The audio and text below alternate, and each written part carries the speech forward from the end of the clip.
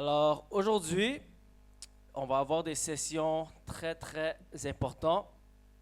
Comme je vous ai dit hier, on est avec vous seulement pour une semaine. Et cette formation qu'on fait, normalement, ça dure des semaines et des semaines. Mais comme on est avec vous seulement une semaine, toutes les sessions vont être intenses. Ça va être intensif. Il y aura beaucoup d'informations. Je vous encourage de prendre des notes. Je vous encourage de prendre les efforts de être attentif à toutes les stratégies qu'on vous donne. Et hier, on a parlé de la définition d'un mouvement de multiplication de disciples. Alors, je vais vous rappeler c'est quoi la définition. Un mouvement de multiplication de disciples, c'est une formation de disciples basée sur l'obéissance qui voit les disciples reproduire les disciples, les dirigeants reproduire les dirigeants, les églises reproduire les églises et les mouvements reproduire les mouvements. Alors, ces mouvements sont basés sur l'obéissance parce que nous voulons que l'ADN de chaque église soit d'obéir ce qu'ils apprennent et obéir la grande commission. Et comme j'ai mentionné hier, la multiplication est la clé. Parce que la seule façon d'atteindre un mouvement, c'est de se reproduire à tous les niveaux. Que ce soit les disciples, les dirigeants, les églises et les mouvements. On doit voir la multiplication. On va ouvrir nos Bibles à 2 Timothée, chapitre 2, verset 2. 2 Timothée, chapitre 2, verset 2.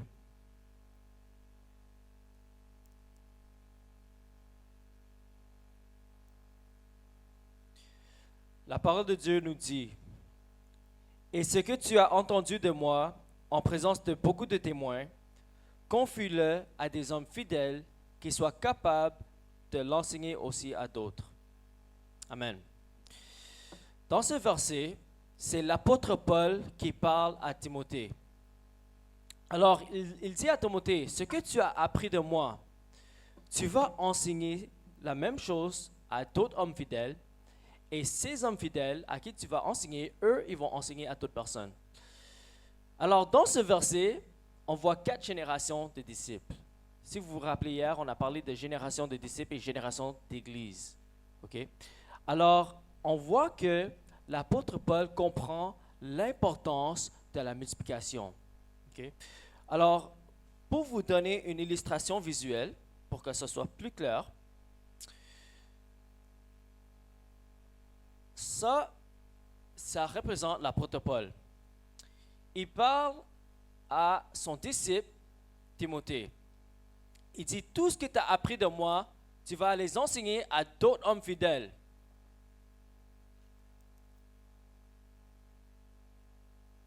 Et ces hommes fidèles vont le enseigner à d'autres.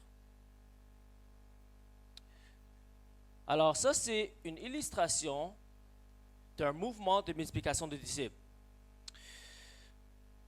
On doit se rappeler que l'apôtre Paul n'avait pas un seul disciple, n'est-ce pas? Il avait d'autres disciples qui le suivaient. Il y avait l'apôtre, il y avait Luc, il y avait Marc, il y avait Lydia, Barnabas aussi était avec lui. Et ce que l'apôtre Paul a enseigné à Timothée, c'est la même chose qu'il a enseigné à tous ses autres disciples. Et chaque disciple est appelé d'enseigner d'autres disciples qui vont à leur tour enseigner d'autres disciples. Alors ça, c'est une image, une illustration de la grande commission. Jésus a dit, forme les disciples dans toutes les nations, enseigne-les à obéir tout ce que je vous ai prescrit. Et c'est la stratégie que Jésus nous a donnée, c'est la stratégie de la multiplication. Amen. Alors, un mouvement de multiplication de disciples, ça mène à un mouvement d'implantation d'église. Alors, je vais vous donner maintenant une définition d'un mouvement d'implantation d'église. Un mouvement d'implantation d'église peut être défini comme une augmentation rapide du nombre de croyants et d'églises autochtones qui assument la responsabilité d'implanter plus d'églises parmi les non atteints.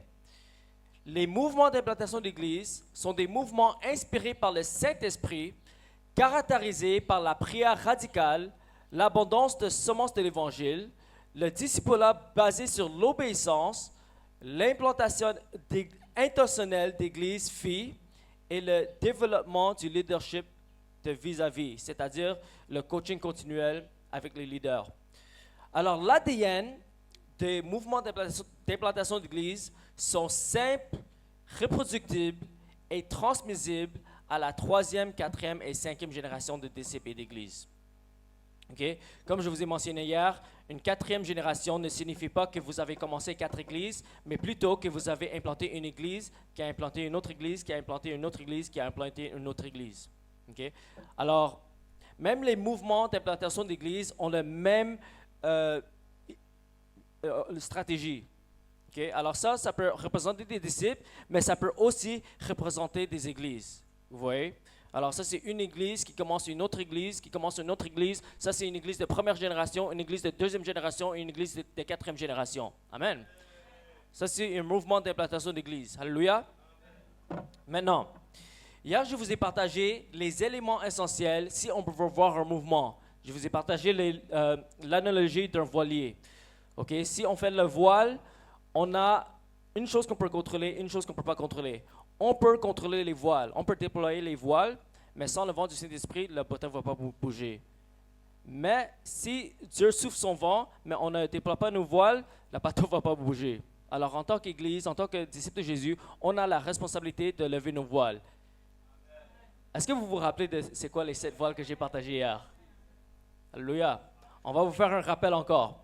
Je vais demander à mon frère Ritesh qui va encore vous montrer les signaux de main.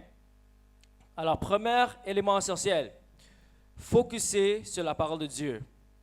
Focuser sur la parole de Dieu. Deuxième élément essentiel, multiplier la prière extraordinaire. Multiplier la prière extraordinaire. Troisième élément essentiel, partager la vision. Partager la vision. Quatrième, entraîner les croyants. Entraîner les croyants. Cinquième, sortir parmi les perdus. Sortir parmi les perdus. Sixièmement, démarrer des groupes. Démarrer des groupes. Et septièmement, le coaching continuel ou la formation continuelle. Alléluia. Amen. Aujourd'hui, on va vous montrer une stratégie très efficace dans l'évangélisation. Et c'est la stratégie que Jésus a donnée à ses disciples. Amen.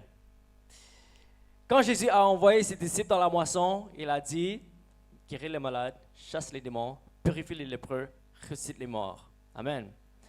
Et il a dit, après cela, vous allez leur prêcher le royaume de Dieu. Alors aujourd'hui, on va vous enseigner 5 principes ou 5 clés qui sont essentielles pour être efficaces à guérir les malades au nom de Jésus. Alléluia. La première clé essentielle qu'il faut comprendre, c'est que chaque disciple de Jésus a l'habilité de guérir les malades. La Bible nous dit que les miracles accompagneront tous ceux qui auront cru. Ils vont parler en nouvelle langue, ils vont chasser les démons, ils vont prendre des serpents, porter du poison, ça ne va pas leur faire mal. Ils vont imposer leurs mains sur les malades et les malades seront guéris. Marc 16, verset 18. Alors, la parole de Dieu nous dit que les miracles accompagneront tous ceux qui auront cru.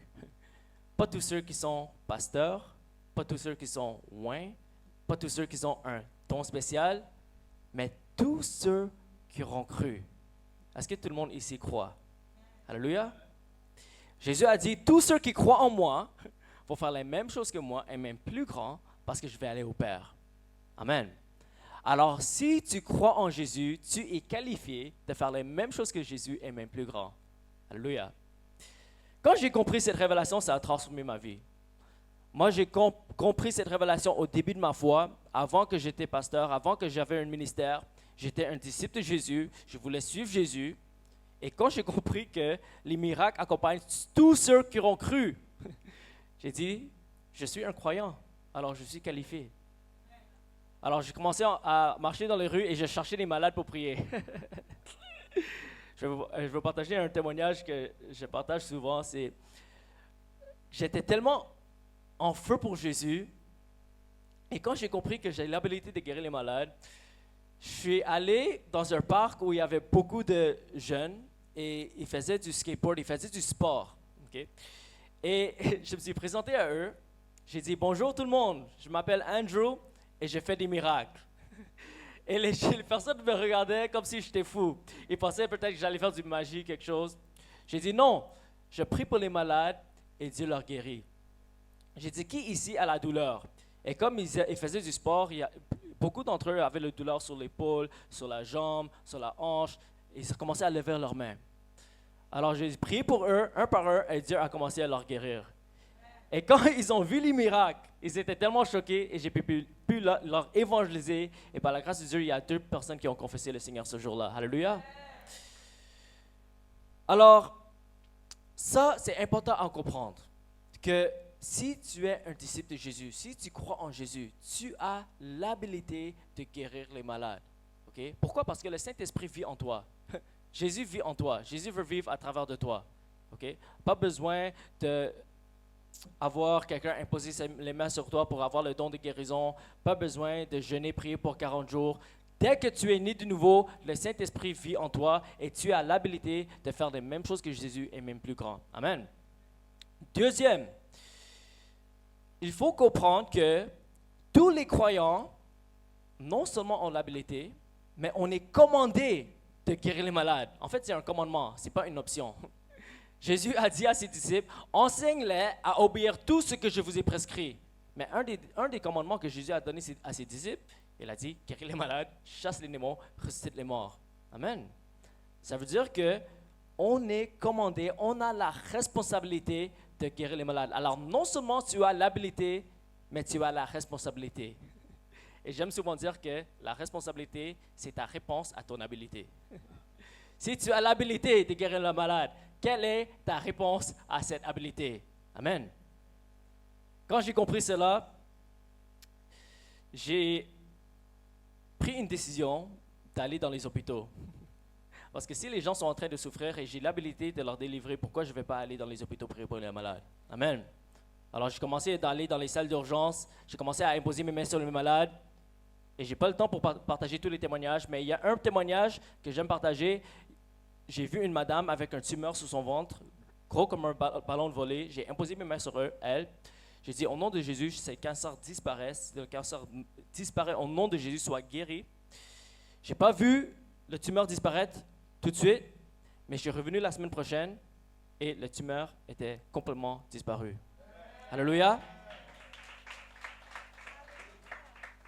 Alors, tu as la responsabilité de guérir les malades au nom de Jésus. C'est quoi la règle d'or de la vie chrétienne? La règle d'or de la vie chrétienne, c'est de faire aux autres ce qu'on aimerait qu'on fasse pour toi. Okay? Alors, si tu étais malade et il y avait un enfant de Dieu avec l'Esprit de Dieu qui avait l'habilité de te guérir, est-ce que tu aimerais qu'il prie pour toi? Si ta réponse est oui à cette question, maintenant tu as la responsabilité de faire aux autres ce qu'on aimerait qu'on fasse pour toi. Alléluia. Troisièmement, c'est toujours la volonté de Dieu de guérir. Ça, c'est très important de comprendre. C'est toujours la volonté de Dieu de guérir. Comment est-ce qu'on le sait? Parce que la Bible nous dit que par les meurtrissures de Jésus, on est guéri. Jésus a payé le prix pour que nos maladies soient guéries. Il a pris nos maladies, il s'est chargé de nos infirmités. Et par ses meurtrissures, on est guéri. Alors le prix a déjà été payé. L'apôtre Pierre a cité Isaïe, mais il a changé le verset. Si vous lisez dans 1 Pierre 2, verset 24, Pierre cite Isaïe, mais il fait un changement. Il change un mot. À la place de dire, par les meurtrissures de Jésus, on est guéri, il dit, par les meurtrissures de Jésus, on a été guéri. Alors, il l'a mis dans le passé. Pourquoi? Parce que quand Isaïe l'a écrit, Jésus n'était pas encore allé à la croix. En fait, Isaïe l'a écrit 700 années avant que Jésus est venu. Mais quand l'apôtre Pierre l'a écrit, c'était après que Jésus a coulé son sang. C'était après que Jésus a payé le prix. Amen. Alors, la guérison est dans le passé. Ça veut dire quoi? Ça veut dire que la prochaine fois que quelqu'un te dit que ce n'est pas encore le temps de Dieu pour ta guérison, tu lui réponds, le temps de Dieu pour ma guérison, c'était il y a 2000 ans quand Jésus a coulé son sang. Alléluia. Alors si la guérison divine est dans l'expiation de Jésus, ça veut dire que la volonté de Dieu, c'est la guérison toujours. Pourquoi? Parce que c'est déjà fait. Alors quand tu demandes à Dieu, est-ce que c'est ta volonté de me guérir? Est-ce que c'est ta volonté de guérir cette personne? La seule réponse qu'il peut te dire, c'est, par le meurtrissure de Jésus, il est déjà guéri. C'est déjà accompli. Amen. Jésus a dit, la volonté de Dieu, c'est que ça soit sur la terre comme au ciel. Amen. Est-ce qu'il y a la maladie au ciel? Est-ce qu'il y a des démons au ciel? Est-ce qu'il y a la pauvreté au ciel? Est-ce qu'il y a les malédictions au ciel? Alors, toutes ces choses ne peuvent pas être la volonté de Dieu. En fait, c'est la volonté du diable. Et Jésus est venu pour détruire les œuvres du diable. Alléluia. C'est important de comprendre la volonté de Dieu parce que si tu ne connais pas la volonté de Dieu, ça va être difficile pour toi pour avoir la foi. Ça va être difficile pour toi pour persévérer dans la prière. Parce que qu'est-ce qui se passe? C'est que quand on prie pour les malades, on ne voit pas les résultats tout de suite. Là, on se pose la question, on dit, Dieu, est-ce que c'est ta volonté? Pourquoi cette personne n'est pas guérie? Et si tu doutes que peut-être ce n'est pas la volonté de Dieu, là, tu ne vas pas avoir la foi pour la guérison et la personne ne va pas être guérie. Mais si tu as l'assurance que c'est la volonté de Dieu, que le prix a déjà été payé, tu vas persévérer dans la prière, tu vas croire à la parole de Dieu et tu vas voir la gloire de Dieu. Amen. Jésus a dit, crois seulement et tu verras la gloire de Dieu. Vous savez, parfois on face des situations, on ne voit pas les résultats instantanés. Je vais vous partager un témoignage. Un jour, je servais dans une église. Le pasteur de l'église était malade avec du cancer. Et on priait pour elle. On ne voyait pas des résultats. Et après un moment, les personnes commençaient à dire, peut-être on doit accepter son mort. Peut-être on doit accepter qu'elle va partir. Quand j'ai entendu cela, j'étais révolté dans mon esprit. Parce que je connaissais la volonté de Dieu. Je savais que le prix a déjà été payé. Alors j'ai dit, tu sais quoi, pasteur, chaque fois que je vous vois, je vais imposer mes mains pour vous. Parce que je sais que ce n'est pas la volonté de Dieu que tu meurs. Alors chaque fois que je l'ai vu, j'ai imposé mes mains, j'ai persévéré dans la prière. Amen. Et quelques semaines après, elle m'écrit, elle dit, le cancer est parti. Je suis guéri. Alléluia. Alors, imagine si j'aurais écouté les gens et j'ai dit, tu sais quoi, c'est la volonté de Dieu, elle va partir, on va arrêter de prier, on va juste accepter. Elle serait partie. Mais si tu connais la volonté de Dieu, tu ne vas pas laisser le diable faire ce qu'il veut. Amen. On doit persévérer dans la prière jusqu'à temps que la volonté de Dieu soit accomplie. Alléluia. Il faut savoir la volonté de Dieu sur la guérison. Le prix a déjà été payé. La volonté de Dieu, c'est que ce soit sur la terre comme au ciel. Alors, en tant que chrétien, notre mission, c'est quoi? Si on voit quelque chose qui n'est pas dans le ciel, on doit le détruire. Amen.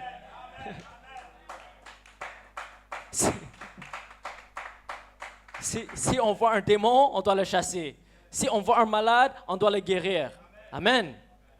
Si on voit les malédictions, on doit les briser. Pourquoi? Parce que Jésus est devenu une malédiction pour nous, afin qu'on puisse marcher dans les bénédictions de Dieu. Alléluia. OK. Alors, premièrement, tous les croyants peuvent guérir les malades. Deuxièmement, tous les croyants sont commandés à guérir les malades. Troisièmement, c'est toujours la volonté de Dieu de guérir. Quatrièmement, il n'y a pas d'obstacle à la guérison. Rien ne peut arrêter la puissance de Dieu. Il y a un homme de Dieu qui dit, le seul obstacle à la guérison, c'est le fait qu'il y a des obstacles à la guérison. Okay? Souvent, on enseigne qu'il y a telle et telle raison pour laquelle la personne n'est pas guérie. Okay? Par exemple, on va dire que Dieu a envoyé cette maladie pour vous enseigner quelque chose. Je vais vous donner une clé. Si vous voulez savoir comment guérir les malades, ou si vous voulez savoir la vérité par rapport à la guérison, examinez la vie de Jésus examine ce que Jésus a fait et examine ce que Jésus n'a pas fait. Okay? Alors, tout ce que Jésus a fait dans la Bible, on imite ce qu'il a fait. Tout ce que Jésus n'a pas fait, on ne fait pas. Aussi simple que ça. OK? Est-ce que Jésus a dit aux malades, Dieu t'enseigne à travers cette maladie. C'est pour ça que tu es malade et c'est pour ça que tu ne vas pas être guéri. Est-ce que Jésus a dit ça une seule fois? Est-ce que tu sais qu'il y a des milliers et des milliers de personnes qui venaient à Jésus? Est-ce qu'une seule fois il a dit, c'est pas ton temps pour être guéri? Dieu t'enseigne à travers cette maladie. C'est la volonté de Dieu que tu restes là dans cette maladie pour que tu sois humble. Est-ce que Jésus a dit ça une seule fois dans son ministère? Jamais. C'est le Saint-Esprit qui nous enseigne toutes choses, ok? C'est pas la maladie. Le Saint-Esprit n'est pas un esprit d'infirmité. Alléluia. C'est le diable qui vient pour tuer, détruire, égorger. Mais Jésus est venu pour donner la vie et la vie en abondance. Alléluia.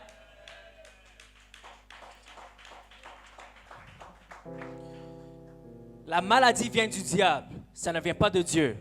Ok? Jésus est venu pour détruire les œuvres du diable.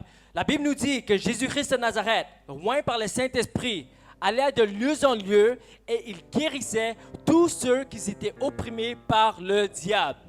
Jésus a toujours attribué la maladie à l'œuvre de Satan. Quand Jésus a guéri la madame avec le dos courbé, il a dit, Satan a lié cette madame pendant une période de 18 ans. C'est Satan qui l'a fait, ce n'est pas Dieu. OK? Alors, il ne faut pas, comme j'ai dit, si ce n'est pas dans la Bible, on ne croit pas cela. OK? Deuxièmement, deuxième obstacle à la deuxième enseignement qu'on entend souvent par rapport à l'obstacle de la guérison, on va dire que vous avez trop de péchés dans votre vie pour recevoir la guérison. Okay? Est-ce que vous savez que chaque personne que Jésus a guéri, ils étaient tous dans le péché? Sans exception. Ils n'étaient pas nés de nouveau, ils n'avaient pas de relation avec Dieu, ils n'avaient pas d'alliance avec Dieu, mais Dieu les a guéris tous. Okay? Alors le péché ne peut pas arrêter la puissance de Dieu. Okay? Quand Jésus a guéri l'homme paralytique, il a dit, prends ton lit et marche. Après cela, après la guérison, il a dit, maintenant que tu es guéri, va et ne pêche plus.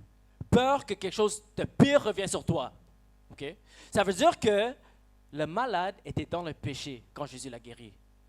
Mais il a démontré sa puissance, il a guéri pour démontrer l'amour de Dieu, pour qu'après, le malade se répand. Okay? Alors, dans l'Église, souvent on fait les choses à l'envers. Nous, on pense qu'on doit les diriger dans la repentance avant qu'ils reçoivent la guérison. Mais Jésus a fait le contraire. Jésus a démontré la puissance de Dieu, et après que la personne a vu la puissance, c'est après qu'il s'est repenti. Alléluia. Alors, s'il fallait qu'on dirige les gens dans la repentance avant qu'ils reçoivent la guérison, on ne serait pas capable de guérir les non-croyants, de guérir les musulmans. Okay? Alors, on doit savoir que rien ne peut arrêter la puissance de Dieu. Alléluia.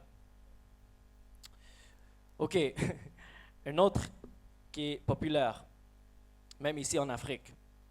On va vous dire qu'il faut briser les liens générationnels pour qu'ils reçoivent la guérison ou pour qu'ils reçoivent la délivrance. OK? Le problème avec cette doctrine, c'est que Jésus n'a jamais dit ça. Le problème, c'est que Jésus ne l'a jamais fait. Il n'a jamais dit, avant que tu reçoives ta guérison, avant que tu reçoives ta délivrance, d'abord, on doit briser les liens générationnels. On doit briser les liens des malédictions de ta tante ou de tes ancêtres qui ont lancé la sorcellerie sur toi. Jésus ne l'a jamais fait. C'est les choses qu'on a été enseignées dans l'Église, mais le problème, c'est que ce n'est pas dans la Bible.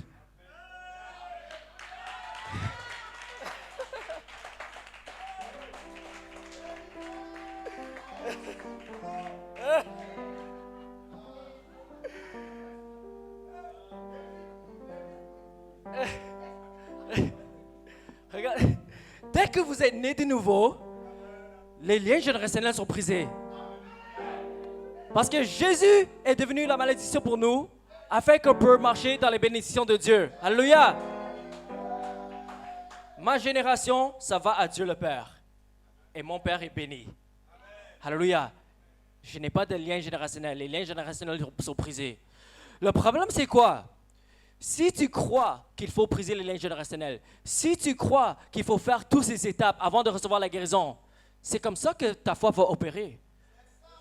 Alors parfois, on pense que, oui, on a fait tout cela et après ça a fonctionné. C'est juste parce que tu avais foi à cette doctrine, tu avais foi à cette méthode. Tu pensais qu'il fallait faire ça pour recevoir la guérison. Mais si tu as la révélation que tu n'as pas besoin de faire tout cela et tu as juste à imposer tes mains et prendre autorité, la personne sera guérie sans toutes ces étapes. Amen. Amen. Il n'y a pas d'obstacle à la guérison. Celui-là va peut-être vous choquer, ok? Peut-être que je vais vous choquer avec celui-là, ok? Je vais vous choquer. Ok. Souvent, on va dire, quand on prie pour les malades, ok? On va prier pour un malade. On ne va pas avoir la guérison. Là, on va dire au malade, tu n'as pas assez de foi. Il faut que toi, tu aies la foi. Ok? Si les malades doivent avoir la foi pour être guéris, comment Jésus a ressuscité les morts?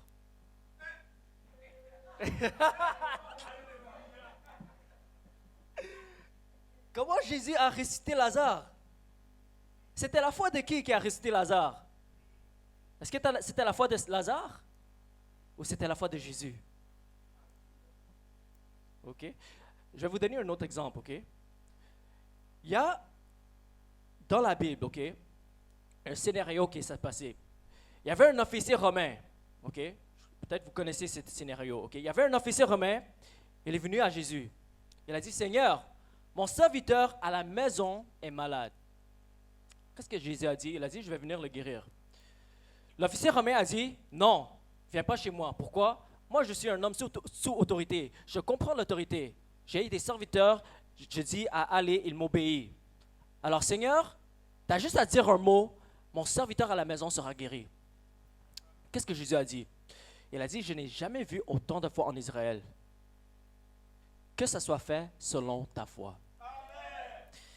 Et le serviteur à la maison a été guéri. Okay?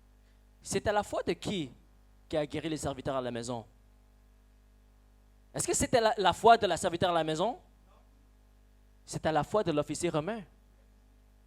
Ça veut dire que tu peux avoir la foi pour les autres. Même si la personne n'a pas la foi, tu peux avoir la foi pour lui. La Bible nous dit, tu imposerais tes mains sur les malades. Il n'a pas dit que tu imposerais les mains sur les croyants qui sont malades. Okay? Les miracles, c'est un signe pour les non-croyants. Si les non-croyants doivent si les malades doivent avoir la foi pour recevoir la guérison, comment on va guérir les non-croyants? Ils n'ont pas la foi. On doit être capable de démontrer la puissance de Dieu. Jésus a dit, à moins que vous voyez les signes et les prodiges, vous n'allez pas croire. OK? OK. Souvent, on va dire, oui, mais Jésus n'a pas pu faire des miracles dans son village à cause de leur manque de foi. Je vais vous expliquer cela, OK? Si moi, je fais une conférence de guérison, je dis, tout le monde vient. Qui sont les personnes qui vont venir? C'est les personnes qui croient. C'est les personnes qui ont la foi. Et la Bible nous dit qu'il ne pouvait pas faire beaucoup de miracles, sauf il a imposé ses mains sur quelques malades et les malades étaient guéris. Okay? Alors même dans son village où il n'y avait pas de foi, chaque personne qui est venue à lui, ils étaient guéris à 100%. Okay? Alors si moi je fais une conférence de guérison, il y a juste 2 personnes qui viennent. C'est les 2 personnes qui vont être guéries. La raison pour laquelle il n'y aurait pas de miracle, c'est parce que pas beaucoup de personnes sont venues à la conférence. C'est tout. C'est la même chose avec Jésus. Ils ont dit, c'est le fils du charpentier, on le connaît depuis l'enfant. C'est pas un prophète. Alors pourquoi on va aller à lui? Alors les malades ne sont pas venus à lui. C'est la seule raison pourquoi Jésus ne pouvait pas faire beaucoup de miracles. Mais tous les malades qui sont venus à lui, ils étaient tous guéris à 100%. Jésus n'a jamais prié pour quelqu'un et que ça n'a pas fonctionné. Amen. Jésus avait des résultats à 100%. Alléluia.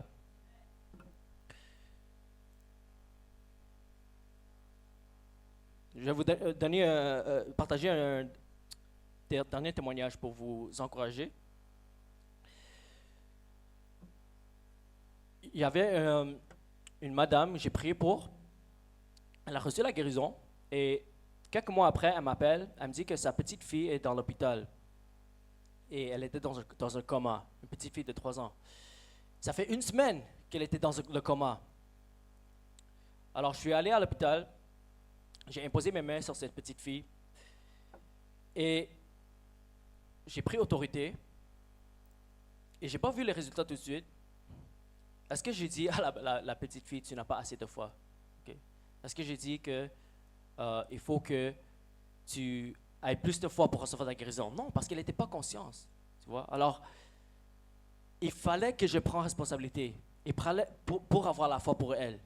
Il fallait que je persévère dans la prière. Et je n'ai pas dit, oh, ce n'est pas ta volonté, oh, Dieu est en train de faire ça parce que dans son plan mystérieux. Le plan de Dieu n'est pas mystérieux. Le plan de Dieu est clair dans la parole de Dieu. Le plan de Dieu, c'est que ça soit sur la terre comme au ciel. Et j'ai prié pour une période de 30 minutes. Je n'ai pas vu les résultats tout de suite. Mais après 30 minutes, la petite fille a ouvert ses yeux. Alléluia. Alors, si tu connais la volonté de Dieu, okay, si tu comprends que tu peux avoir la foi pour les autres, si tu comprends que rien peut empêcher la guérison, là, tu vas persévérer avec la foi. Mais si tu penses que c'est Dieu qui fait ça, ou c'est dans le plan mystérieux de Dieu, ou tu dois briser les liens générationnels, ou la personne a besoin d'avoir la foi pour avoir la guérison, tu ne vas pas avoir la foi pour la guérison. Tu ne vas pas avoir les résultats. OK. La dernière clé que je vais vous partager. Jésus a dit, guéris les malades. Il n'a pas dit, prie pour les malades. Jésus nous a jamais dit de prier pour les malades. Il nous a dit, guéris les malades. Jésus lui-même n'a jamais prié pour un malade. Il a guéri les malades. Jésus n'a jamais parlé à Dieu lorsqu'il priait pour un malade. Il a dit, étends ta main. Il a dit, prends ton lit et marche. Il a dit, sors du tombeau. Okay? Il a toujours pris autorité. Il n'a pas supplié Dieu. Il n'a pas dit, Seigneur, si c'est ta volonté, s'il te plaît. Non. Jésus savait la volonté de Dieu. Alors, il a pris autorité sur les maladies. Et Jésus a dit, je te donne la puissance pour marcher sur les serpents et les scorpions et rien ne pourra te nuire. Alors va en mon nom, prêche l'évangile, guéris les malades et chasse les démons. On est les policiers de Dieu, ok? Tout ce que tu lis sur la terre, c'est les délits sur les ciels. C'est les lis sur les ciels, tout ce que tu délies sera délié. Ok? Tu as été donné autorité par Jésus pour guérir les malades. Pourquoi? Parce que le diable est un criminel.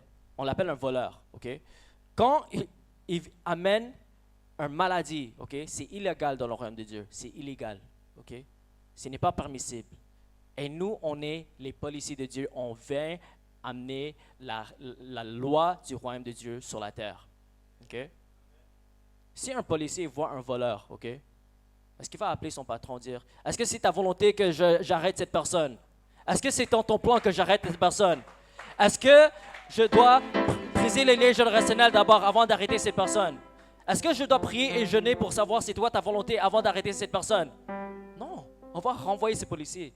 On va dire, tu sais quoi, tu n'as plus de poste. Dès aujourd'hui, tu n'as plus de poste parce que c'est pas ce que tu fais. Mais les chrétiens sont comme ça. Ils ne savent pas la volonté de Dieu. Ils ne savent pas leur autorité. Ils ne savent pas que c'est leur responsabilité. C'est notre travail que Jésus nous a donné. Il faut savoir les affaires de notre Père, le business de notre Père. Alléluia. Alors, quand tu pries pour quelqu'un, tu prends autorité, ok? Tu dis, maladie, tu quittes au nom de Jésus. toute douleur quitte au nom de Jésus. Reçois la guérison au nom de Jésus. On ne va pas supplier notre Dieu parce que Dieu a déjà fait tout ce qu'il a à faire. Il a coulé son sang pour que nos maladies soient guéries. Alors nous, on doit juste prendre autorité pour qu'on voit la manifestation de la gloire de Dieu. On doit prendre autorité sur la maladie, sur les démons. Alléluia. Jésus a dit que si tu as la foi comme un grain de moutarde, tu vas dire à la montagne, ok, de se déplacer, il va t'obéir. Tu ne vas pas demander à la montagne si elle a assez de foi pour se déplacer.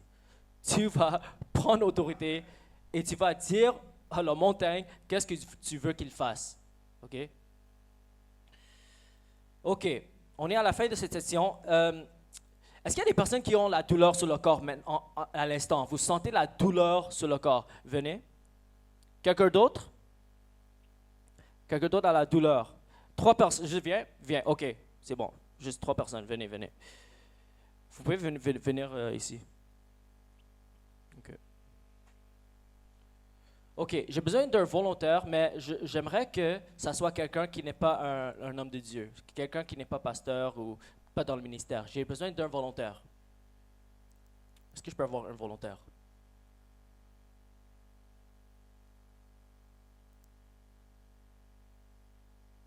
Oui? Tu n'es pas occupé avec le camarade, tu peux venir? OK, c'est bon. OK. Comme je vous ai partagé au début, la guérison, c'est une stratégie que Jésus nous a donnée dans l'évangélisation. Okay? Alors, mon ami, tu vas venir, viens ici. Vous pouvez vous mettre devant ici. Viens de ce côté. OK. Viens. Vous allez vous mettre en ligne, OK? OK. Là, cet après-midi, on va sortir dans les rues pour prier pour les malades et pour évangéliser. OK? Je vais vous donner un exemple de quoi ça ressemble. OK? Ton nom, c'est? Hein? Mardoché. Enchanté. OK. Moi et Mardoché, on va faire un scénario qu'on est en train d'évangéliser, OK? Alors, on va marcher. On est en train de marcher dehors, en train d'évangéliser, OK? Mardoché, il faut marcher avec moi, viens. OK, on y va. Bonjour, monsieur. Comment allez-vous? Alors, moi et mon ami Mardoché, on est en train de marcher dans le quartier pour prier pour les gens. Est-ce qu'on peut prier pour vous? OK. Est-ce que vous avez une douleur sur le corps? OK. Où est la douleur? OK. Vous sentez maintenant la douleur? OK. Est-ce que je peux prier pour vous? OK. Vous pouvez mettre votre main là où il y a la douleur? Au nom puissant de Jésus, je ordonne à toute douleur de quitter ton corps maintenant. Reçois la guérison. Au nom puissant de Jésus. Amen. Vous pouvez tester pour voir si c'est mieux, si c'est la même, ou comment vous sentez maintenant? Ça va? Est-ce que la douleur est toujours là? La douleur est partie. Alléluia. Est-ce qu'on peut acclamer pour Jésus? Amen. Merci. OK, merci, merci. OK, vous pouvez... oui, c'est bon, merci. On continue à marcher, Mardoché. OK. Allô, madame. Comment allez-vous? Très bien. Alors, moi et mon ami Mardoché, on est en train de prier pour les gens. Est-ce qu'on peut prier pour vous? OK. Alors, vous avez une douleur sur le corps? Maladie? Oui. Alors, où est la maladie? Mes pieds. OK. OK. Vous sentez la douleur en ce moment?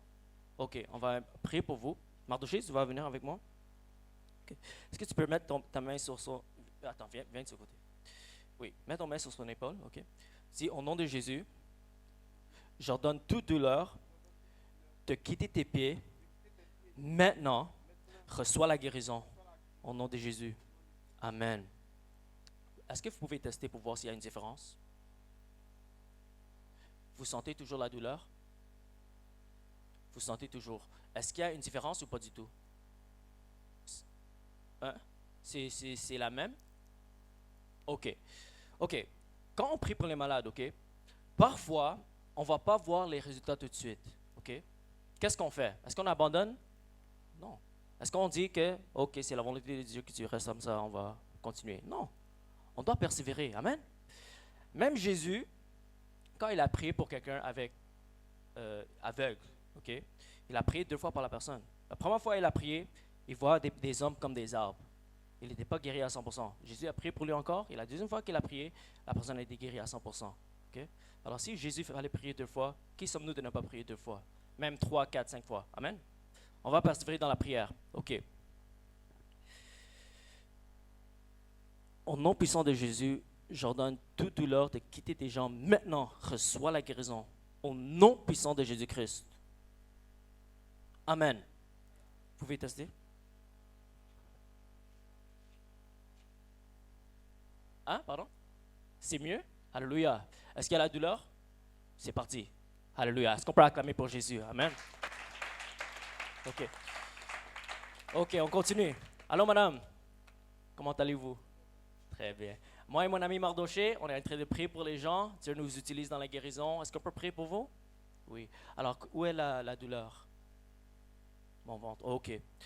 Maintenant, je vais vous partager quelque chose de très important. OK?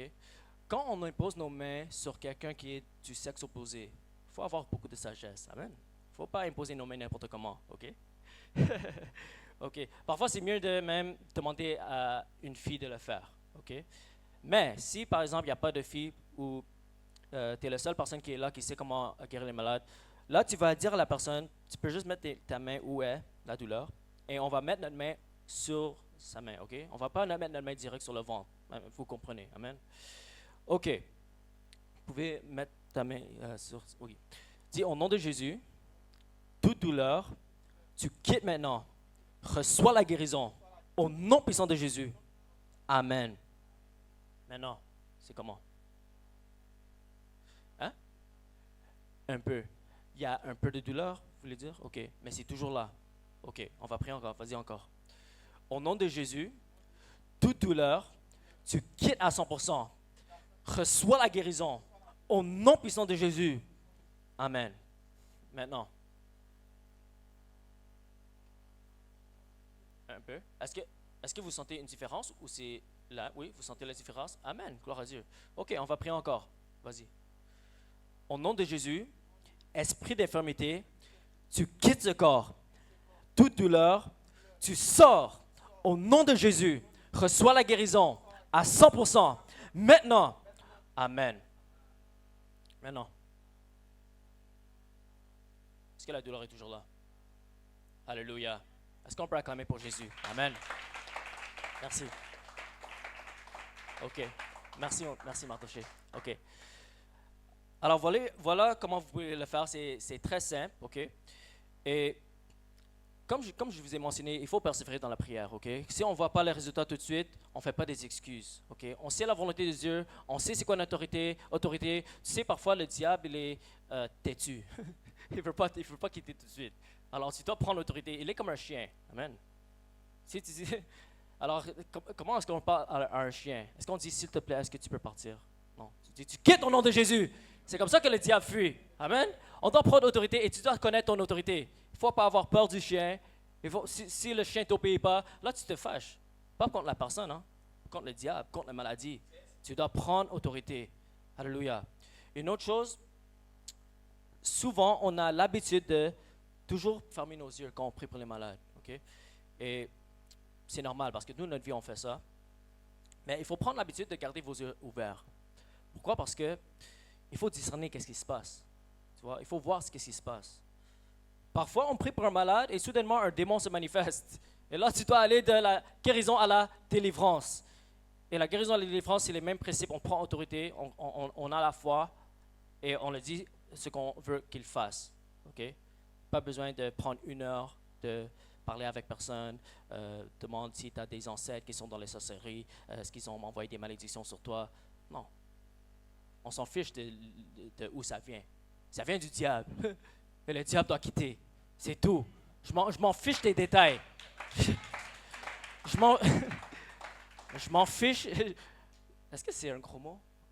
OK. OK. Je m'en fiche si ton oncle est un sorcier, si tes parents sont dans les sorcelleries, si tu viens dans une famille musulmane, je m'en fiche. Tout ce que je sais, c'est ça doit partir parce que ça vient du diable. C'est tout. Je connais la volonté de Dieu. Alléluia. OK. Dernière chose, il ne faut pas oublier que c'est une stratégie d'évangélisation. Amen. OK? Alors, le but, ce n'est pas juste de guérir la personne. Le but, c'est de leur partager l'Évangile. Alors, quand on prie pour un malade, on ne dit pas, OK, que Dieu te bénisse, on continue notre chemin. Non. Parce que les signes et les prodiges, c'est pour que les croyants soient ouverts à l'Évangile. C'est comme ça que le réveil a commencé dans les actes des apôtres. Ils ont vu des miracles, des signes et des prodiges. C'est comme ça que les foules sont venues. Et les apôtres ont toujours prêché l'évangile. Ils n'ont pas juste guéri les malades, ils ont prêché l'évangile. Alors dans la prochaine session, on va vous partager des clés de comment leur évangéliser. Alléluia. Que Dieu vous bénisse. Gloire à Dieu. Gloire à Dieu, c'est vraiment une session que j'aime beaucoup sur la guérison. C'est aussi un autre outil d'évangélisation quand vous approchez les personnes. Vous les guérissez et ça ouvre en fait la porte à ce que vous puissiez aussi prêcher l'évangile. On va continuer sur comment évangéliser. On va voir des stratégies qui sont extrêmement efficaces. D'accord ? Et on avait parlé hier de la stratégie du partage du témoignage, si vous vous rappelez avec le frère Itesh. Et dans cette stratégie du partage du témoignage, on va voir un petit peu comment partager son témoignage. Comme je vous avais dit hier, le but, ce n'est pas non plus de rester à parler pendant 10 ans avec la personne, parce que les gens sont assez souvent pressés. Mais le plus important, c'est de pouvoir être efficace dans ce partage de témoignage, donc que la personne puisse comprendre comment Jésus a agi dans votre vie. Non seulement que ce soit efficace en termes de précision, mais aussi en termes de temps. Et donc, quand vous êtes dehors et que vous êtes en train d'approcher une personne, bon, déjà on dit bonjour, bonjour madame, comment vous allez? La personne va vous répondre, oh, je vais bien. Madame, j'aimerais vous parler en fait de mon témoignage. Et quand vous commencez, votre partage de témoignage en 15 secondes, ça peut aller aussi en 2 minutes, hein. Donc il faut que vous vous entraîniez par rapport à ça. On va vous donner une méthode, comment partager son témoignage. Donc 15 secondes, ça là, c'est assez rapide. Vous n'avez pas le temps de rentrer dans trop de détails. Mais c'est toujours la même structure, que ce soit en 15 secondes ou que ce soit en 2 minutes, où vous allez rentrer un petit peu plus dans les détails. La première partie, ça sera votre avant. Avant de rencontrer Jésus. Et pour cette première partie, vous allez choisir par exemple 2 mots. OK ? Donc si moi je me prends en exemple, mes 2 mots, ça sera dépressive et suicidaire. D'accord ? Donc, ça va commencer comme ça. Avant de rencontrer Jésus, j'étais une personne dépressive et suicidaire. Ça, c'est la première partie pour mon témoignage. La deuxième partie, ça sera le comment j'ai rencontré Jésus. Voilà, comment Jésus est venu à moi. Comment j'ai rencontré Jésus. OK ? Et là encore, je vais prendre 2 mots. Donc moi, dans mon cas, comment j'ai rencontré Jésus, je vais marquer église et maman. D'accord ? Ma mère m'a invité dans son église et là, j'ai fait la connaissance de Jésus. OK. Troisième partie, après le comment, vous allez parler de votre maintenant, ça veut dire après que j'ai rencontré Jésus. Et là encore, comme pour la première et la deuxième partie, vous allez choisir 2 mots qui vont qualifier cette post-rencontre. Et moi, mes 2 mots, c'est joie et aide. Et donc, quand j'ai rencontré Jésus, j'ai reçu sa joie et maintenant, j'aide les personnes aussi à leur tour à rencontrer Jésus. D'accord ? Ça, c'est mon témoignage en 15 secondes. OK ? Ce qu'on va faire, c'est comme on aime la pratique, je vais vous donner quelques minutes. Vous allez suivre cette structure. Je reprends. Ça, c'est la première partie. Avant de rencontrer Jésus, vous choisissez 2 mots. Ensuite, comment j'ai rencontré Jésus, vous choisissez encore 2 mots. Et après que j'ai rencontré Jésus, vous choisissez encore 2 mots. Et je vais prendre peut-être 2 personnes qui vont partager leur témoignage en 15 secondes. On peut faire ça ? On prend 5 minutes.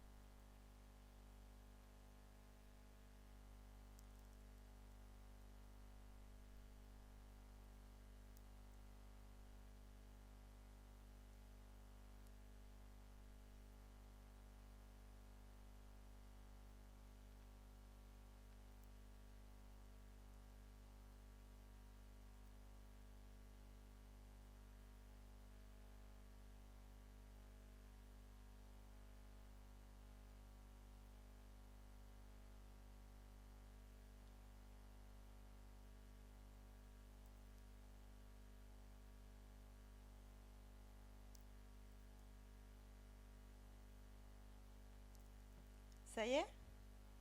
Ok. Donc je vais prendre quelqu'un, homme de Dieu. Je vous tends le micro.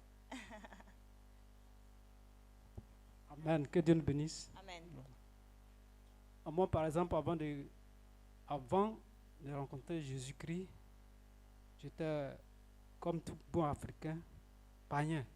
Voilà, on adorait beaucoup on adorait autre Dieu, voilà, que Jésus, que le vrai Dieu.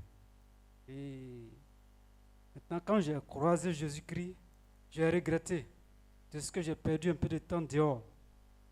Quand j'ai croisé Jésus-Christ, j'étais vraiment content. Et jusqu'à présent, après encore ma conversion, ça boue en moi. Je me dis, mais les autres, qu'est-ce qu'ils attendent? Qu'est-ce qu'ils attendent pour venir à Christ? Donc, à vite fait. Donc, ça fait que, bon, je suis vraiment pressé de dire aux autres que la vérité, c'est en Jésus. On peut applaudir. Okay. Une autre personne? Quelqu'un d'autre? Non? Ok, homme de Dieu, merci. Alléluia. Gloire à Jésus. Ben, avant de rencontrer Jésus, j'étais beaucoup maladif et je vivais dans la débauche. Et quand j'ai rencontré Jésus, comment je l'ai rencontré? C'est des hommes de Dieu qui venaient prier pour mon oncle. Un jour, j'ai été invité et j'ai découvert beaucoup de choses. Que la maladie que je vivais pouvait partir. Et à partir de là, j'ai donné ma vie au Seigneur. Et depuis, je suis en parfaite santé. La maladie n'est plus de mon langage quotidien. Et mieux, je suis investi dans l'œuvre du Seigneur. Amen. Amen. Alléluia. Donc, c'est vraiment ça. Vous avez vos deux mots et vous restez sur ces deux mots-là. Et vous avez votre première partie, votre deuxième partie, votre troisième partie. Le plus important, c'est d'être vraiment court, précis, pour que ça marque la personne. Parce que deux mots, ça va forcément impacter la personne et vous n'allez pas prendre trop de temps et ça va vous permettre après de pouvoir passer au partage de l'évangile. D'accord? Le plus important, c'est de ne pas être trop lent.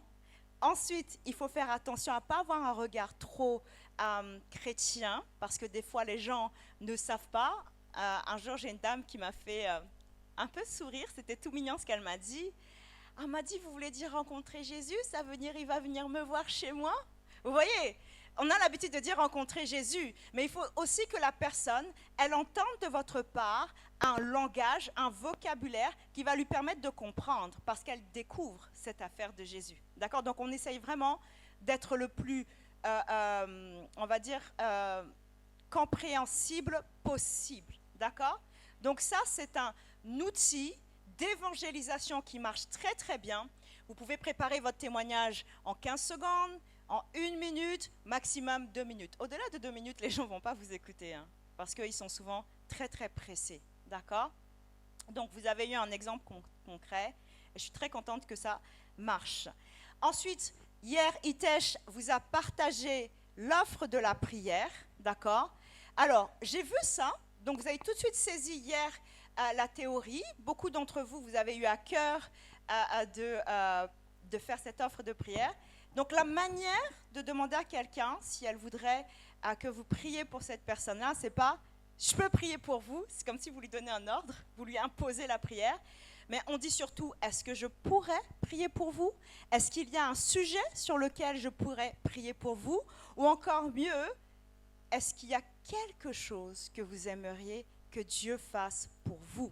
D'accord? Ensuite, il y a aussi un élément que le frère Itesh a évoqué qui a été complété avec la session sur la guérison. On peut aussi demander à la personne, est-ce que vous avez des douleurs? Est-ce que vous êtes en train de souffrir de quelque chose? Donc vous êtes dans un besoin de guérison? Est-ce que je peux prier pour vous pour que vous puissiez être débarrassé de cette maladie ou de cette douleur? Donc ça, vous l'avez déjà vu, je fais juste un rappel dessus. Et quelque chose qu'on n'a pas encore vu et qui est très, très, très efficace pour partager l'évangile de façon visuelle et graphique, c'est la stratégie que j'aime le plus, c'est les 3 cercles. Alors moi, j'ai eu du mal au début, donc on va vraiment prendre notre temps parce que le plus important, c'est que vous puissiez comprendre et utiliser tout ce qu'on vous donne comme outil, que vous soyez outillés et équipés. Et donc, cette stratégie des 3 cercles, elle est vraiment excellente pour pouvoir partager l'évangile et faire comprendre aux personnes qui est Jésus, pourquoi Jésus est venu sur cette terre. D'accord ? Donc, quand vous commencez à parler, discuter avec cette personne-là, donc vous avez soit un petit cahier de notes et vous allez tout simplement dessiner. Et vous allez commencer comme ça avec la personne. Vous allez dire, aujourd'hui, quand on regarde le monde, les choses ne sont pas bonnes. Il y a des meurtres, il y a des guerres, il y a des assassinats, il y a des accidents, il y a des maladies. On vit vraiment dans un monde brisé. Ça, c'est le premier cercle. C'est pour ça que je fais une brisure. Je vais marquer « monde brisé ». Et dans ce monde brisé, on voit toutes sortes de mauvaises choses. D'accord ? Donc ça, c'est le premier cercle où on parle à la personne de ce monde brisé. Et dans ce monde brisé, vous avez des personnes qui souffrent de cela.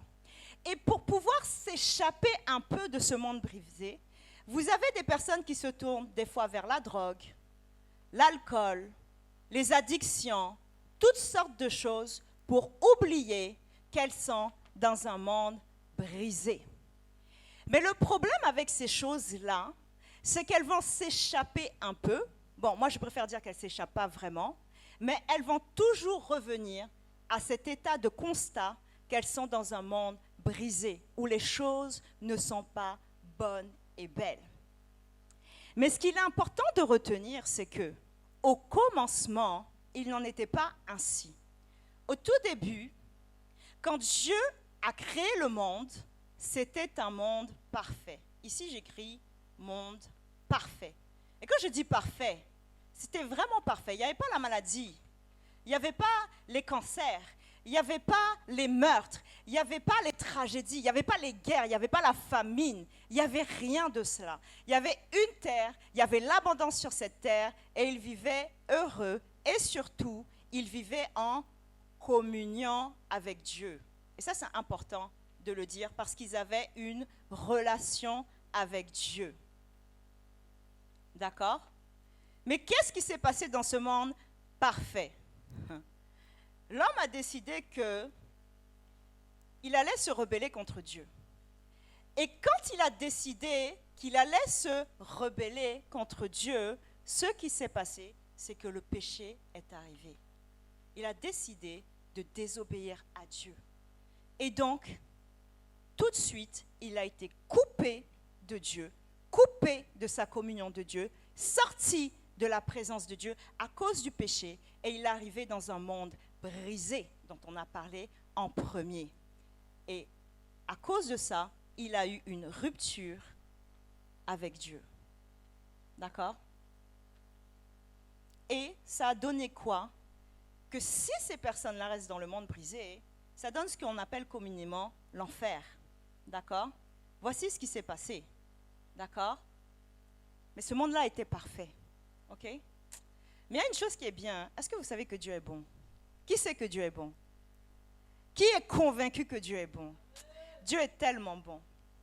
Et la Bible dit d'ailleurs, Dieu est tellement bon qu'il s'est dit qu'il ne voulait pas que l'homme reste à cause du péché, coupé de lui, dans un monde brisé, essayant d'y échapper à travers la drogue, l'alcool et toutes les autres choses qui sont l'addiction et qui sont de l'ordre du péché. Il voulait que l'homme puisse être réconcilié avec lui. Et donc, il a envoyé Jésus. Bon, ça, c'est la croix. Hein. Il a envoyé Jésus-Christ pour que lui, il puisse mourir pour les péchés, pour ôter le péché du monde, d'accord ? Et qu'il ressuscite pour donner la vie éternelle. Tout le monde suit pour l'instant ? Et ça, c'est Jean 3,16 qui dit que Dieu a tant aimé le monde qu'il a donné son Fils unique afin que quiconque qui croit en fait en Jésus-Christ puisse recevoir la vie éternelle.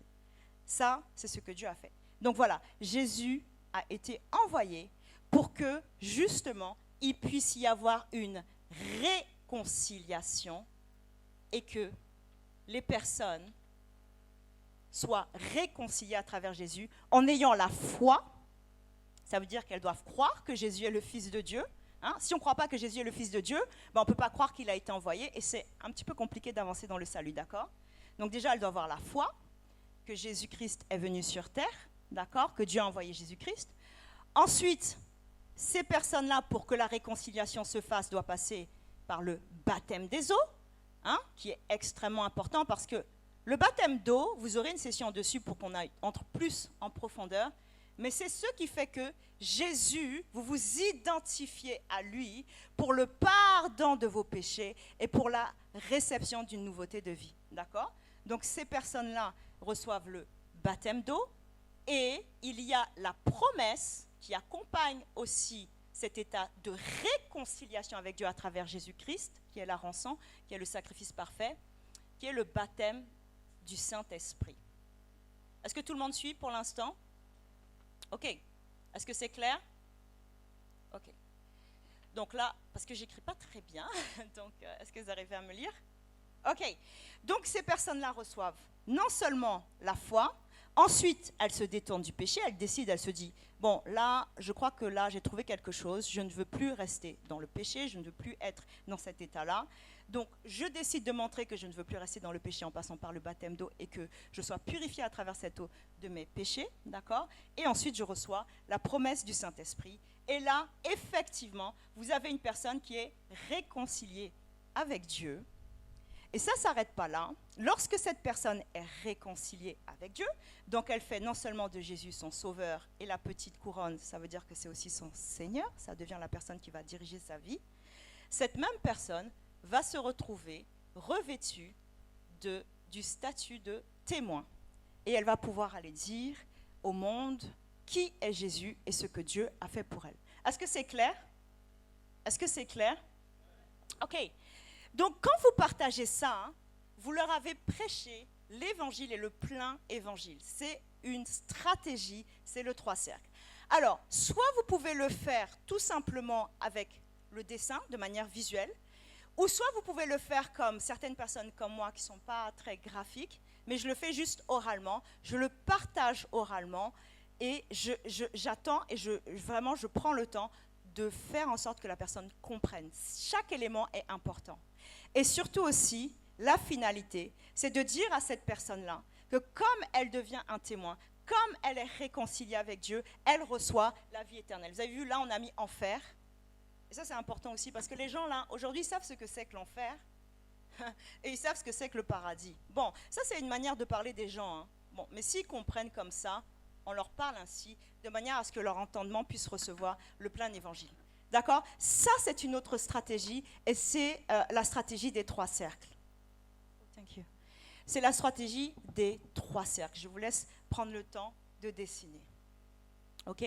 Donc, quand vous avez présenté ça, vous allez tout simplement dire à la personne, et toi, dans quel monde tu penses que tu te trouves? Et là, chaque réponse va apporter de votre part une réponse. On va dire une contre-réponse ou une précision. Si la personne vous dit, ah, moi je suis dans le monde brisé, voilà, par exemple, je suis dans l'alcool, je suis dans certaines choses, vous progressez, vous expliquez. Mais imaginez que vous tombez sur quelqu'un, et puis la personne vous dit, ah non, moi je suis dans le monde, moi je suis déjà tombée sur ça. Une dame qui m'a dit, je suis dans le monde parfait, je suis une bonne personne, tout va bien. Qu'est-ce qu'on répond à cette personne-là? On lui dit, madame, vous êtes dans le monde parfait, tout va bien, vous n'avez pas de péché. Elle m'a dit, j'ai jamais péché. J'ai dit, donc madame, vous n'avez jamais menti de votre vie. Elle me regarde comme ça. Elle dit, donc madame, vous n'avez jamais, par exemple, lancé un jurant, vous n'avez jamais détesté une personne de votre vie. Elle commence à me regarder, elle baisse un peu la tête. Je dis, donc madame, vous avez forcément quelque chose que vous avez fait dans votre vie qui, aux yeux de Dieu, ce n'est pas correct. Et c'est ce qu'on appelle le péché. Elle me dit, ah bon? C'est ça le péché? Je dis, c'est ça le péché en fait. Toutes les choses qui ne sont pas bonnes.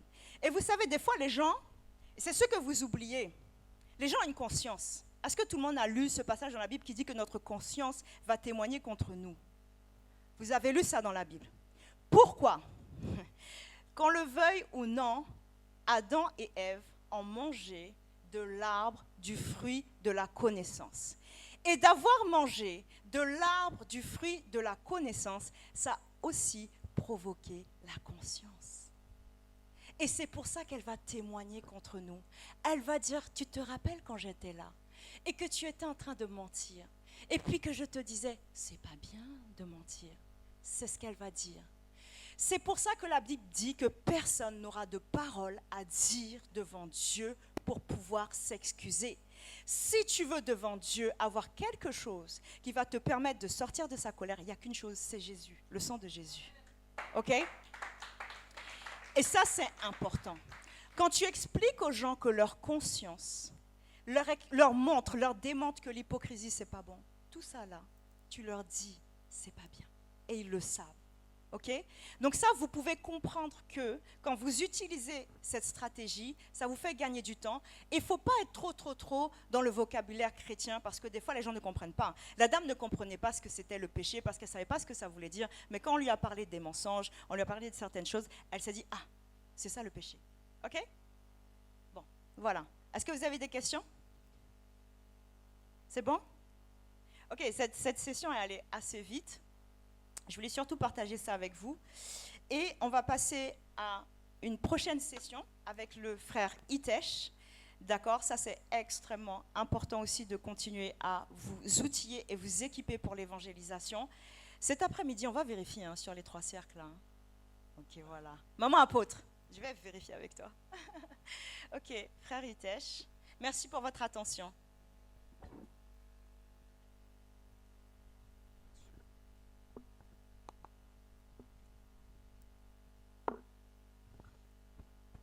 Hallelujah. I want to thank Apostle Esmail for allowing me to speak and to be here. Et donc, alléluia, je voudrais remercier l'apôtre Esmail de me permettre de parler et de me tenir ici.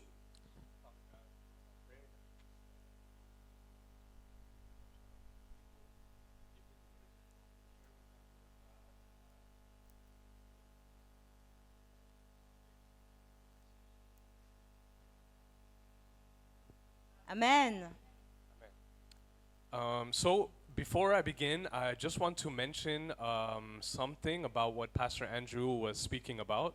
Et donc, avant que je puisse commencer, j'aimerais mentionner quelque chose que le pasteur Andrew a évoqué. So Pastor Andrew was speaking about healing, Et donc, le pasteur Andrew parlait sur la guérison.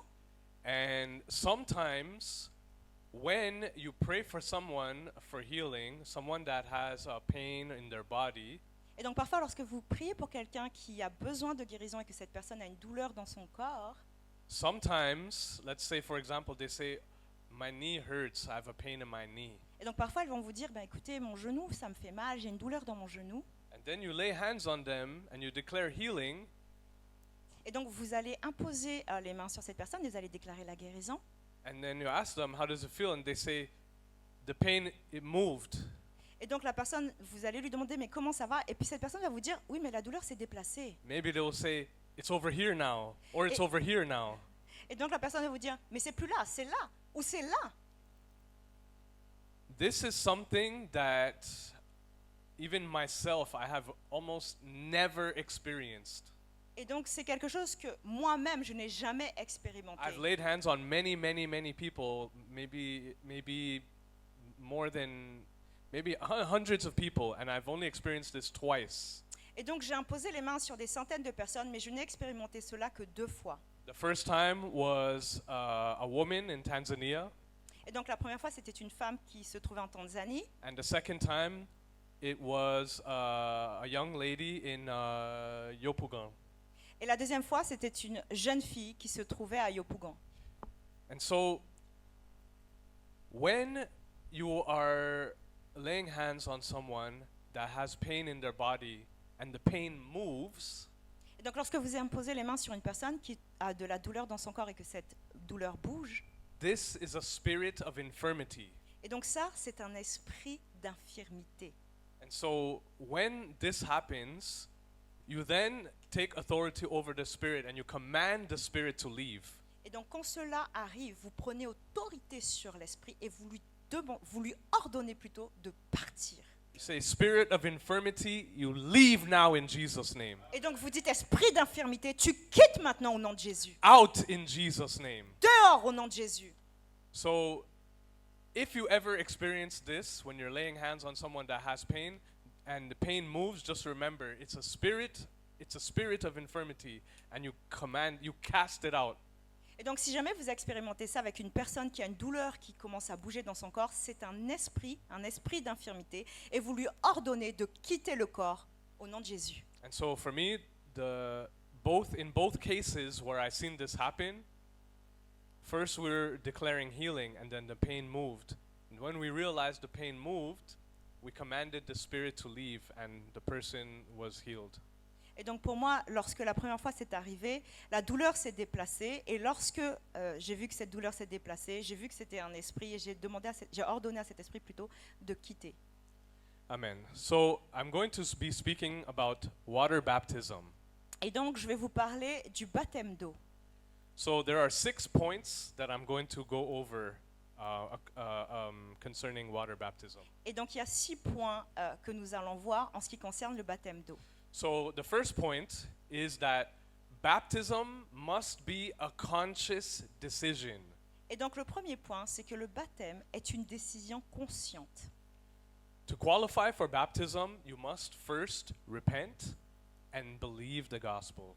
Et donc pour être qualifié pour le baptême, vous devez déjà vous repentir et croire à l'évangile. If someone is not willing to repent, if they do not believe the gospel, they are not ready to be baptized. Et donc si une personne n'est pas disposée à se repentir et croire en l'évangile, cette personne n'est pas qualifiée pour le baptême d'eau. If someone has not repented and does not believe the gospel, or either or, has not repented or does not believe the gospel, and they get baptized, it's a waste of time. Et donc si une personne ne se repent pas ou ne croit pas à l'évangile et que vous baptisez cette personne, ça sert à rien. I heard someone say that if you baptize someone, or if someone that has not repented or does not believe the gospel gets baptized, all it does is make them a wet sinner. Et donc j'ai entendu quelqu'un dire que si vous baptisez quelqu'un qui non seulement ne se repent pas et qui ne croit pas à l'évangile, tout ce que ça va donner, c'est un pécheur qui a été mouillé. And since baptism must be a conscious Amen. And since baptism must be a conscious decision, Et donc comme le baptême est une décision consciente, and since we must first repent before being baptized, et comme on doit d'abord se repentir avant de se faire baptiser, this disqualifies babies from baptism. ça disqualifie les bébés du baptême. A baby cannot say, I want to be baptized. Un bébé ne peut pas dire j'ai envie de me faire baptiser. A baby cannot repent and believe the gospel. They don't know what's going on. Un bébé ne peut pas se repentir et croire en l'évangile, ils ne savent pas de quoi il s'agit. And you can read the whole Bible, you can read the whole New Testament, and I promise you, you will never see a baby being baptized. Et vous pouvez lire tout l'évangile, vous pouvez lire tout le Nouveau Testament, vous n'allez jamais voir un bébé qui a été baptisé. Okay, so that's point number 1. Et ça c'est le premier point. Point number 2. Deuxième point, Baptism comes from the Greek word baptizo. et donc le mot baptême vient du mot grec bautizo. And baptizo means full immersion. Et donc bautizo, ça veut dire immersion totale. It means to be completely submerged. Ça veut dire d'être complètement immergé. So, any baptism where the person is not fully submerged is not biblical. Et donc tout baptême où la personne n'est pas complètement immergée n'est pas biblique. These are things that people, traditions or methods that people have created by themselves that does not come from the Bible. Et ça, ce sont des choses, des méthodes que les personnes ont créées elles-mêmes, mais qui ne viennent pas de la Bible. All right? Point number 3. Point numéro 3. Baptism is a command. It's not a suggestion or an option. Et donc, se faire baptiser est un commandement, ce n'est pas une suggestion ou une option. Jesus Christ himself was baptized, Jésus lui-même a été baptisé. right? And the Bible tells us that baptism is for the remission of our sins and to receive the Holy Spirit. Et donc, la Bible nous dit que le baptême, c'est pour la rémission de nos péchés et pour qu'on reçoive le baptême du Saint-Esprit. But even Jesus Christ, who was completely sinless, still was baptized. Et même Jésus, qui était complètement sans péché, a lui-même reçu le baptême. He said that it was to fulfill all righteousness. Et donc il a dit, c'était pour pouvoir avoir la complétude de la justice. And I believe that part of the reason why Jesus was baptized was to show us the example that we must also be baptized. Et je crois que si Jésus a lui-même aussi est passé par le baptême d'eau, c'est pour nous montrer l'exemple que l'on devait suivre. And baptism, water baptism, it's an outward declaration of your faith. Et donc le baptême d'eau est une déclaration parlante de notre foi. Like a wedding ceremony, C'est comme une cérémonie de mariage. generally, usually when people get married, it's a public event where many people are gathered to witness it. Et donc généralement, habituellement, lorsqu'il y a une cérémonie de mariage, c'est un moment où il y a des personnes qui sont rassemblées pour pouvoir attester de cet événement. Because they want to show the public what they are doing. That, yes, me and my spouse, we are together now, and we want to show the world. Et donc parce qu'ils veulent dire oui, mon conjoint ou ma conjointe et moi, hein, on est ensemble et on veut montrer ça au monde. And so baptism is similar to that. Most often it's a public event where many people can see that this person has decided to follow Jesus. Et donc le baptême, c'est la même chose, c'est un événement public qui montre que cette personne a décidé de suivre Jésus. So it's an outward declaration of your faith to show the world that I follow Jesus now. Et donc c'est une déclaration de foi parlante pour montrer au monde, maintenant, je choisis de suivre Jésus. Point number 4. Le point numéro 4. Baptism comes immediately after faith and repentance. Et donc le baptême vient tout de suite après la foi et la repentance. When you read the book of Acts, En lisant le livre des Actes, every single baptism comes immediately after faith and repentance. chacun des baptêmes d'eau vient immédiatement après la foi et la repentance. And I want us to look at a passage together in Acts chapter 8. Et donc je veux qu'on regarde un passage ensemble dans Actes chapitre 8. C'est Acte 8. Yes, Acts chapter 8, 36 to 38. Donc on va aller dans Acte 8 et on va aller au verset 36 jusqu'au verset 38. I would like one of you to read it out loud, please. Il serait bon que l'un d'entre vous le lise à haute voix. Acte 8, 36-38. This is about Philip, the evangelist, and the Ethiopian eunuch.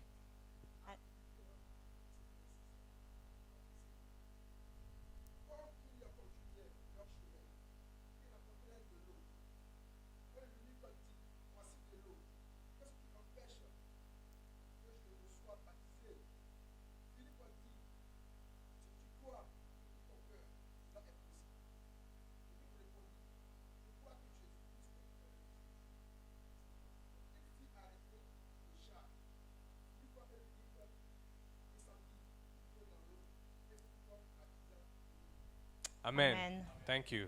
Amen, merci. So, this is Philip, the evangelist, with the Ethiopian eunuch. Et donc c'est Philippe l'évangéliste et avec l'eunuque éthiopien. And so the eunuch repented and believed the gospel. Et donc l'eunuque s'est repenti et a cru à l'évangile. And while they were on the road, they saw water. Et donc alors qu'ils étaient en chemin, ils ont vu de l'eau. And the eunuch said, "Look, here is water. What is preventing me from being baptized right now?" Et donc l'eunuque a dit, regarde, il y a de l'eau là. Qu'est-ce qui m'empêcherait d'être baptisé maintenant? Did Philip say, "No, it's too soon. We have to wait 1 or 2 years"? Est-ce que Philippe lui a dit, non, c'est trop tôt, on doit attendre 1 ou 2 années? No, they stopped the chariot and he baptized them right there. Non, il a arrêté le char et il l'a baptisé dans l'eau immédiatement. Amen. Amen. So this idea this doctrine, this tradition, where they will make somebody wait a long period of time to be baptized, Donc cette idée, cette doctrine, cette tradition de faire quelqu'un attendre longtemps avant d'être baptisé does not come from the Bible. ne vient pas de la Bible. When someone has repented and believes the gospel, they are ready to be baptized immediately.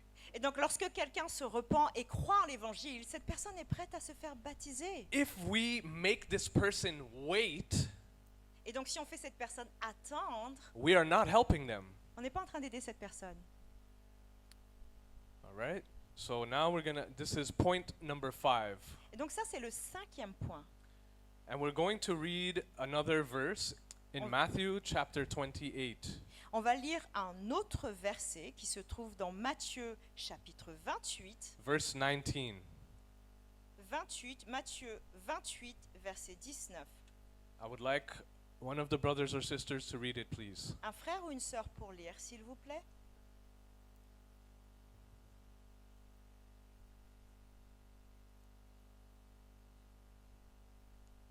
Vous pouvez y aller. Alors, Matthieu 28, verset 19 à 20. No, just 19. Oh, 19. Non, Matthieu 28, verset 19. Merci, frère. Verset 19.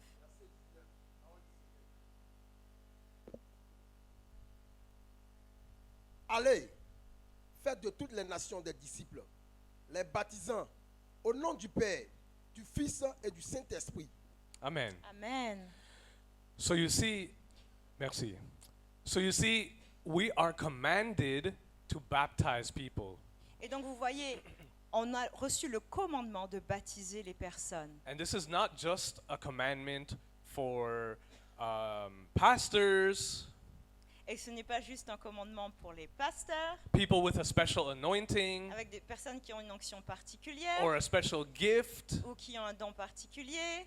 Every single one of us is commanded to baptize people. Chacun d'entre nous a reçu ce commandement de baptiser les personnes. We are commanded to be baptized, and we are commanded to baptize others. On a reçu le commandement d'être nous-mêmes baptisés et de baptiser les autres personnes. So if you ever hear of a doctrine or a teaching where they say that only pastors are allowed to baptize people, Et donc si vous entendez un enseignement ou une doctrine qui dit que seuls les pasteurs sont aptes à baptiser les personnes, this does not come from the Bible. ce n'est pas ce que la Bible dit. And in fact, this is a hindrance to the work of God. Et donc c'est aussi un frein à la parole de Dieu. Because how many people can one person baptize? Parce que combien de personnes peut une seule personne baptiser? Right? There's no way one person can baptize as many people as all of us can. Il est impossible pour une seule personne de baptiser toutes les personnes qui doivent être baptisées. If one of us would try to baptize 100 people, how long would that take?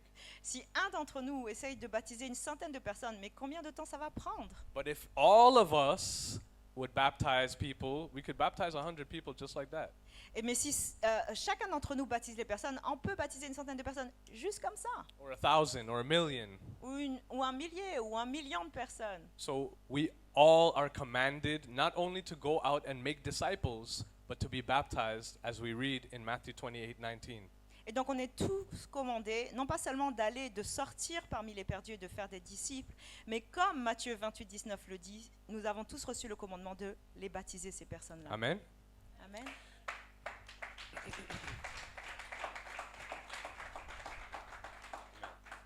And so the last point, Et donc le dernier point, there is power in baptism. c'est qu'il y a de la puissance dans le baptême. And we are going to read a passage in the book of Romans, chapter 6, Et donc on va aller dans le livre de Romains au chapitre 6. verses 3 to 11. Donc on va aller dans Romains 6, du verset 3 au verset 11. Romains 6, verset 3 au verset 11. Quelqu'un pour lire? Merci.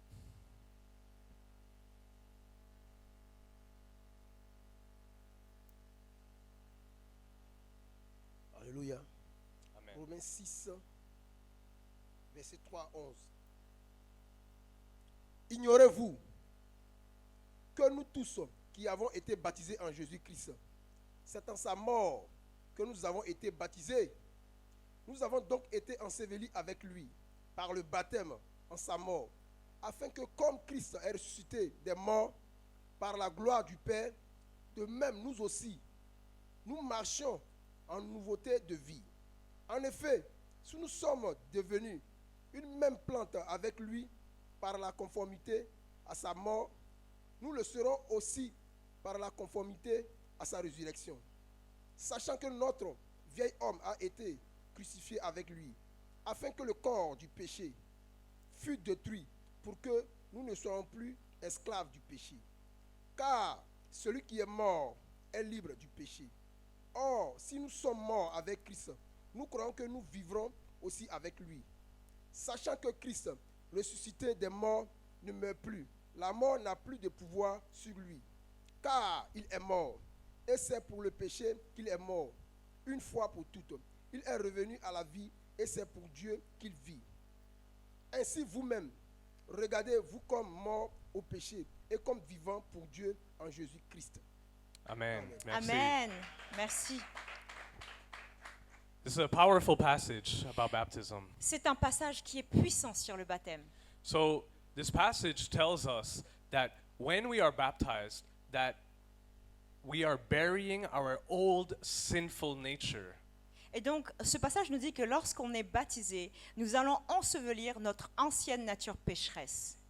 Baptism is symbolic. Le baptême est symbolique. So the same way that Jesus Christ was buried and then rose again from the dead, Et donc, de la même manière que Jésus a été enseveli et qu'il est ressuscité de la mort, we bury our old life when we are baptized, and when we come out, we walk in a newness of life. nous faisons de même et nous ensevelissons notre ancienne vie et nous ressuscitons en nouveauté de vie. Pardon. Amen. Amen. When you focus on verses 10 and 11, Et donc, quand vous concentrez sur le verset 10 et le verset 11, it tells us that Jesus died to sin once for all.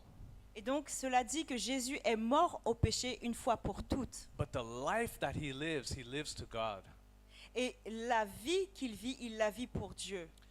Baptism gives us power to walk in victory over sin. Et donc, le baptême nous donne la puissance de marcher dans la victoire contre le péché. It helps us. Ça nous aide. Without baptism, it's impossible for us to live a holy life. Et donc, sans le baptême, c'est impossible pour nous de vivre une vie de sainteté. We will always struggle. On aura toujours des luttes. But when we are baptized and we receive the Holy Spirit, we receive power to walk in victory over all sin. Et donc, lorsqu'on est baptisé, qu'on reçoit le Saint-Esprit, on reçoit aussi la victoire pour pouvoir marcher contre le péché. So, baptism, it's symbolic. Just as Jesus was buried and rose again, we too bury our old life and begin a new life. Et donc, le baptême est symbolique. De la même manière que Jésus a été enseveli et ressuscité, nous-mêmes aussi, nous ensevelissons notre ancienne vie et nous ressuscitons en nouveauté de vie. It is a physical act of obedience to the command, Et donc, c'est un acte physique d'obéissance au commandement, but it is also spiritual. mais c'est aussi spirituel. Do you know that sometimes when people are baptized, they receive healing? Savez-vous que parfois, lorsque les personnes sont baptisées, elles reçoivent la guérison? There can be examples of someone who is going to be baptized and they may be sick or have pain in their body, but they never told anyone. Et donc, il peut y avoir des cas où une personne, elle est en train de se faire baptiser, elle peut avoir une maladie ou expérimenter la douleur et elle ne l'a pas dit à personne. And when they are baptized, they find that they are healed Et donc, lorsqu'ils se font baptiser, ils se rendent compte qu'ils sont guéris. without anyone having to lay hands on them and command the sickness to leave. Just by the baptism itself, they are healed. Sans qu'elle n'ait besoin en fait d'avoir une personne qui leur impose la main et qui commande à la maladie de sortir, c'est juste à travers le baptême qu'elle reçoit sa guérison. And also in some cases, when people are baptized, they are delivered. They are delivered of demons. Et il y a aussi des cas où des personnes, lorsqu'elles sont baptisées, elles sont délivrées de démons. Again, it may be a situation where the person was not even aware that they had a demon. Et donc ça peut même être une situation où la personne elle-même ne savait pas qu'elle avait un démon. And nobody laid hands on them, or nobody, prayed for deliverance. Et donc personne ne lui a imposé les mains ou n'a chassé le démon. But then through the baptism, the demon may start to manifest, and then it becomes a deliverance. Et donc, mais à travers le baptême, le démon commence à se manifester et la délivrance se fait. So in a way, it's as if sometimes when people are baptized, it exposes the demon. Et donc, il arrive que quand les personnes se font baptiser, ça expose les démons. And then we take action and we cast it out. Et donc, on prend action et puis on chasse ce démon. Amen? And so, amen, amen, Amen. amen. So baptism is a physical act of obedience to the word of God, Et donc, le baptême est un acte d'obéissance physique à la parole, but it's also spiritual. mais c'est aussi spirituel. We receive power from God. On reçoit de la puissance de Dieu. And so when we baptize people, we ask them some questions just before we actually baptize them. Et donc, lorsque nous baptisons les personnes, nous leur posons des questions juste avant qu'elles ne soient baptisées. We ask them, do you believe that Jesus Christ died for your sins and that he rose again?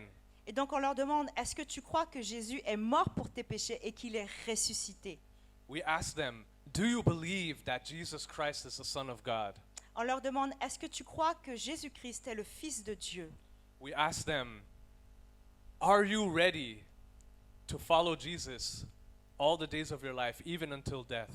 Et on leur demande, est-ce que tu es prêt à suivre Jésus tous les jours de ta vie et même jusqu'à ta mort? And then when they say yes to all of these questions, we say, according to your faith, I baptize you in Jesus' name. Et donc quand ils ont dit oui à toutes ces questions, on leur dit, selon ta foi, je te baptise au nom de Jésus. Amen. Amen. God bless you. Que Dieu vous bénisse. Amen, amen, amen, amen.